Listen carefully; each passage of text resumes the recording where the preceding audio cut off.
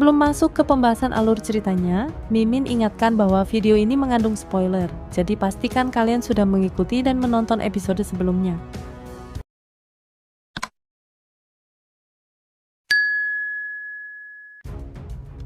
Nama Yuan Qing kembali mengusik hati Shihao.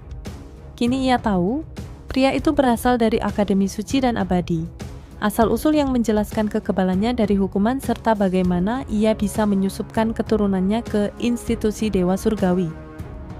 Di tengah pelatihan, Qingyi mencuri perhatian semua orang.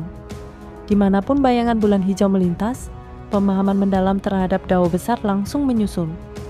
Penatua keempat sampai terkesiap, menyebut Qingyi terlahir untuk mengolah metode kuno abadi. Yue Chan tetap diam, suci dalam balutan pakaian putih. Shihao sadar, ia dan Qingyi adalah satu jiwa yang terbelah, saling memahami tanpa kata. Apapun yang didalami Qingyi, Yue Chan pun turut memahami. Dia dari alam bawah, tapi bisa sekuat ini? Gumam banyak orang.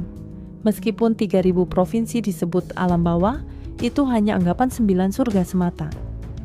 Sejak itu Qingyi menjadi pusat perhatian.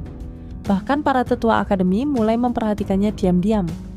Melalui catatan kuno, mereka menemukan bahwa bulan hijau itu menyimpan benih api dari Peri Qingyue, makhluk abadi besar dari era lalu.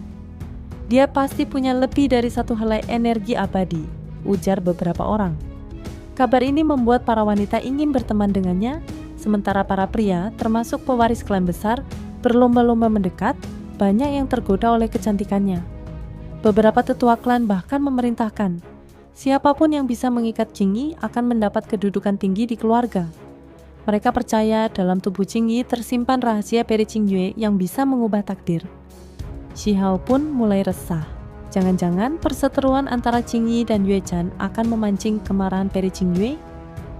Tak butuh waktu lama bagi keluarga kuno untuk menyadari fakta mengejutkan. Qingyi dan Yue Chan adalah satu orang, terpecah, tapi tetap berbagi energi abadi. Jika keduanya bersatu, kekuatan mereka akan melampaui akal sehat. Di tengah perenungan itu, Gunung Giok Putih bersinar sepanjang malam. Sebulan penuh sudah mereka habiskan untuk berkultivasi. Hingga suatu hari, penatua keempat memindahkan batu besar dari gunung, menyingkap reruntuhan yang ternyata berbentuk tungku, sebuah artefak kuno untuk memurnikan pil. Dengan kekuatan magis, ia mengaktifkannya. Cahaya suci menyelimuti tungku dan uap pil dengan aroma manis merebak. Dari celah tungku, energi abadi menyembur keluar. Ini adalah tungku pemurnian dari era kuno abadi, masih menyimpan pil pembersih kapal, kata penatua keempat. Obat ini sangat penting untuk mengolah metode kuno abadi. Namun, jumlah pil terbatas, maka satu-satunya cara mendapatkannya perebutan kekuatan. Seketika suasana memanas. Para jenius dari berbagai klan langsung bertempur. 10 Raja Mahkota pun muncul, mengerahkan kekuatan penuh dan memukul mundur pesaing. Shihao segera melesat, bersama Modao, pelindung kuatnya. Mereka langsung menerobos barisan lawan menuju tungku pil. Tapi, lawan-lawan mereka tak tinggal diam. Qingyi pun muncul, berdiri tenang di depan tungku, bagai Dewi Putih. Shihao menyapanya, mengajaknya masuk bersama. Namun, beberapa tokoh menantang Shihao. Mereka penasaran seberapa dalam kekuatannya yang selama ini misterius. Banyak rumor beredar tentang dirinya membunuh Raja Berkepala 3 dan Void Beast, tapi belum ada bukti nyata. Kini, mereka ingin mengujinya langsung di jantung kekuatan dunia, institusi Dewa Surgawi. Shihao menanggapi tantangan dengan santai, bahkan menyuruh pelayannya, Modao, turun tangan. Lawannya, pemuda bertopi ungu emas dengan 2 helai energi abadi, merasa dihina. Tapi bagi Shihao, 2 helai itu tak lebih dari sebutir debu, tak layak membuatnya bergerak.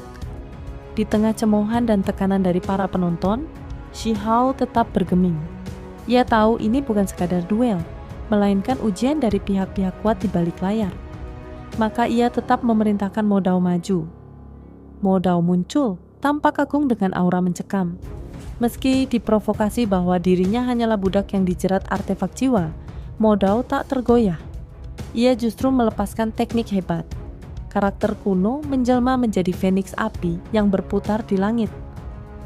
Lawan membalas dengan cermin terang bening, tiruan dari artefak legendaris yang menyerap dan memantulkan kembali Phoenix itu. Serangan balik pun terjadi, namun Modao menunjukkan kehebatannya, menghancurkan Phoenix pantulan, lalu mendekat untuk pertarungan jarak dekat. Serangan demi serangan bertukar, cermin pecah, dan sebuah pedang pendek tersembunyi di dalamnya meluncur untuk menyerang Modao. Di saat bersamaan, boneka perunggu, artefak humanoid tempur, dikirim untuk menyerang Shihao. Namun, sebelum Modao membalas, Shihao sendiri maju. Ia membungkus tubuhnya dengan jalur surgawi bagaikan baju zirah, lalu menghantam boneka perunggu itu hingga remuk.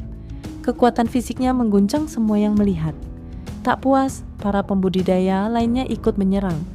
Mereka adalah makhluk kuat dalam bentuk manusia. Sapi barbar kuno, kelabang terbang, raja singa berkepala 3, dan kura-kura perak. Namun, satu persatu mereka dihancurkan oleh Shihao hanya dengan tubuhnya sendiri. Dalam hitungan napas, sapi barbara tewas di tangannya, kelabang remuk, singa terpental berdarah-darah, dan kura-kura dihancurkan hingga cangkangnya retak. Semua penonton terdiam. Mereka ingin melihat sejauh mana kekuatan Shihao, tapi yang mereka dapatkan adalah kekagetan mutlak. Seorang pembudidaya tubuh sejati, sekuat mitos. Lawan yang setengah mati bangkit kembali, tapi Shihao melompat dan menghancurkannya lagi, menyisakan hanya kepala, tubuh berubah kabut darah. Dengan mainan seperti ini kalian ingin mengujiku? Terlalu lemah, ucap Shihao dingin. Akhirnya, para makhluk muda tertinggi dengan 3 helai energi abadi tak bisa lagi tinggal diam. Mereka maju bersama. Konflik sebenarnya baru saja dimulai. Lu Tuo, Wang Xi, dan Xuan Kun melangkah maju bersama. Bahkan 10 Raja Mahkota dan Putri Yaoyu ikut mendekat. Mereka semua curiga, ingin tahu siapa Shihao sebenarnya. Tidak mungkin seseorang yang memiliki 3 helai energi abadi bisa tak dikenal, kecuali berasal dari tempat tertutup seperti Akademi Suci atau Abadi. Ada yang ingin melawanku? Atau kalian mau maju bersama? Tantang Shihao tanpa gentar. Modao berdiri di sampingnya, siap bertempur. Suasana memanas, semua penonton mundur, tak berani ikut campur sebelum para pemilik kekuatan puncak ini saling adu. Hei, daumu cukup ceria di bawah tekanan. Aku, Lu Tuo, ingin mencobanya, ucapnya. Tubuhnya kecil, tapi auranya menggetarkan udara, menyebar seperti lonceng raksasa. Bahkan suara ucapannya membuat para pengamat gemetar. Namun, sebelum Shihao bergerak, Modao maju lebih dulu. Tombak emas dan pedang ular naga muncul di tangannya. 3 helai energi abadi membentuk 3 bunga dao yang bercahaya di atas kepalanya. Ia menunjukkan kekuatan sebenarnya. Shihao memperhatikan tajam. Dia tahu kekuatan Modao sangat dalam. Bahkan, ada kabar bahwa kakak perempuan Modao jauh lebih menakutkan. Lu Tuo mengangguk dan mulai bertindak. Energi abadi memunculkan pohon raksasa di atas kepalanya. Cabangnya berkelebat, menghantam Modao. Benturan keduanya mengguncang ruang, menciptakan badai energi abadi yang luar biasa. Semua murid terbaik terpana. Bahkan Yao Yue dan Xuan Kun terlihat waspada. Aku juga ingin mencobanya, ujar Xuan Kun. Wang Xi pun angkat bicara, matanya bersinar. Dia tampak tenang, namun ada emosi tersembunyi. Banyak yang tahu sejak konflik Shihao dan keluarga Wang, tensi antara keduanya menegang. Siapa sebenarnya kamu? Tanya Wang Xi, wajahnya cantik namun dingin. Shihao menjawab santai. Bukankah kita pernah bertarung di Immortal Battlefield? Kau tak mengenaliku? Wang Xi mendesak. Kamu mempermalukan keluargaku. Shihao balas. Karena mereka dulu yang merendahkanku. Akhirnya Wang Xi tak tahan. Dia menyerang. Kelopak bunga teratai perak menghujani Shihao.